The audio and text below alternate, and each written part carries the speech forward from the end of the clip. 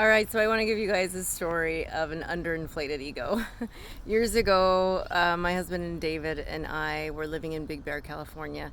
And on our path, we had done several ayahuasca ceremonies, and we were at this point where people had asked if they could come to our house and do ceremony. And we said, oh, yeah, of course, come. And I had set an intention that I felt that we were ready to serve the medicine. We had been to so many ceremonies, and I really felt like we were at a place where we were ready to take it to the next level and serve. And the shaman who came to our house, it was the first night of ceremony, and I was sitting next to David. And during the ceremony, he says to David, "Brother, I had a vision of you serving the sacred medicine. Would you like to be initiated?"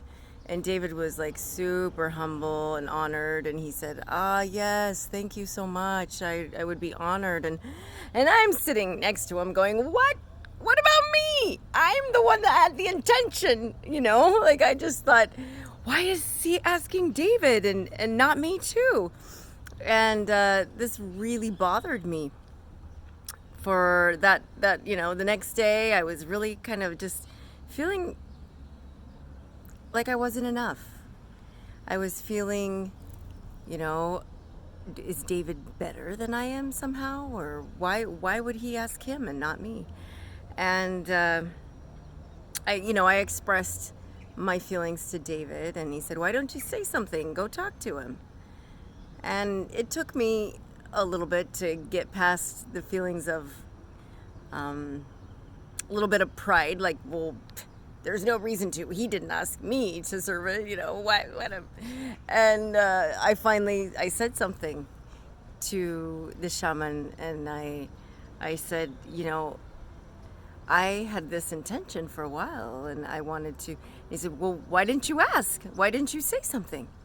And I said, "Well, because you had a vision of David, and you didn't have a vision of me." And he said to me, "That's ego." And that really hit me. I always think of ego as thinking I'm better than someone else. And I don't think I'm better than anybody.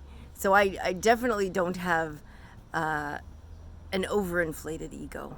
However, at that time, years ago, I was shown that I did have an underinflated ego, which is just as detrimental, or can be, in my opinion, as an overinflated ego. When you think you're not enough or less than someone, then that's just as detrimental as having an overinflated ego. We always think of the overinflated ego as being the really bad and negative one, but having an underinflated ego is just as detrimental, because we don't think that we're enough, or that someone is better than us in some way.